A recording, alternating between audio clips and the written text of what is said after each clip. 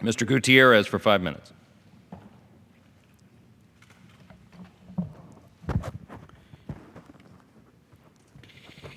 Mr. Speaker, I think the president has a lot to learn about families. In my opinion, families should be protected and families should remain intact wherever possible. But it's clear the president has other notions. In the president's world, families can and should be cut off from health care coverage.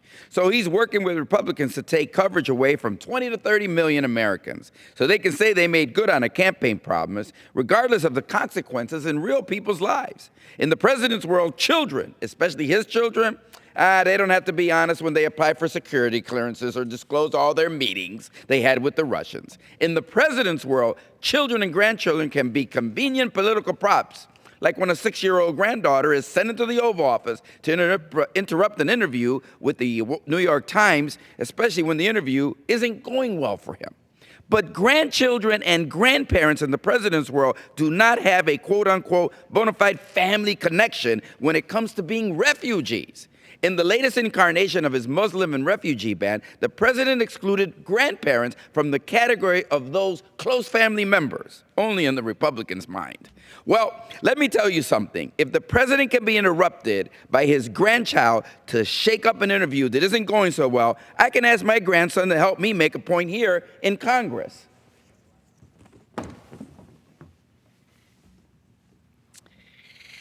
Here's Luis Andres. Luis Andres is my grandson.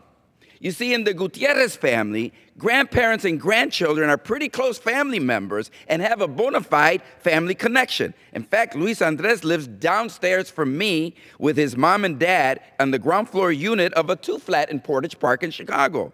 And growing up with grandma and grandpa upstairs has distinct advantages. There's always someone to feed you, watch you, help you study, or just joke around. Throughout much of the world and throughout the American history, until fairly recently, the idea that families do not include grandparents is laughable.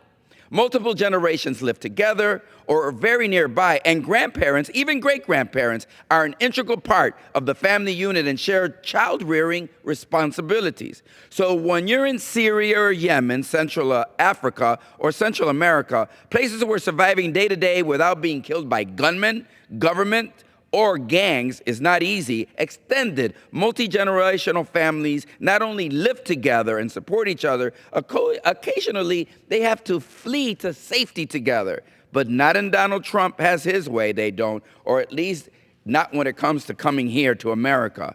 Thankfully, the American court system disagrees with our president on this. Hawaii sued the president again and won an injunction again. And the Supreme Court, which will ultimately determine the fate of America's commitment to refugees and religious tolerance, will determine the case later this year. But in the meantime, over the objections of the president, grandparents are officially part of the family and have a bona fide relationship that allows them under the law to bypass the president's attempt to keep them out.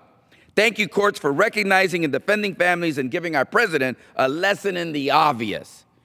On Sunday, I learned about a tragedy in San Antonio, where a truck packed with immigrants was discovered and at least 10 people were killed.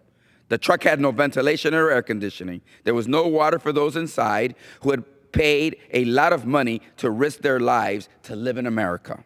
10 dead, another 20 near death, some of them children, under the hot Texas sun in an apparent smuggling operation.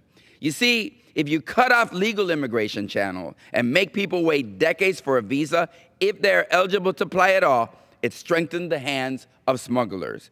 If you turn asylum seekers around in violation of our own laws and international law, those seeking freedom are driven into the arms of smugglers. If, by going through our legal system and requesting asylum, your entire family becomes vulnerable to deportation, being sent back to a place you fled because death was a certainty, then people will pay smugglers to go around our system because there are no ways to go through it. A border wall, like the one Republicans will slip into the military spending bill this week in the House, will not help matters, but only make them worse. Forcing people to enter the black market because there is no way to go through our visa system will undoubtedly increase the number of times we hear about tragedies like the one in Texas, and the number of parents, grandparents, and children who lose everything because we have failed to create and maintain a functioning immigration system. When Luis Andres turns 18, and is able to vote, just like a million young Latinos like him every year are eligible, I know he will remember which party stood for and stood by families and which one did not. Grandparents, they're part of the American family, even if the Republicans don't seem to think so.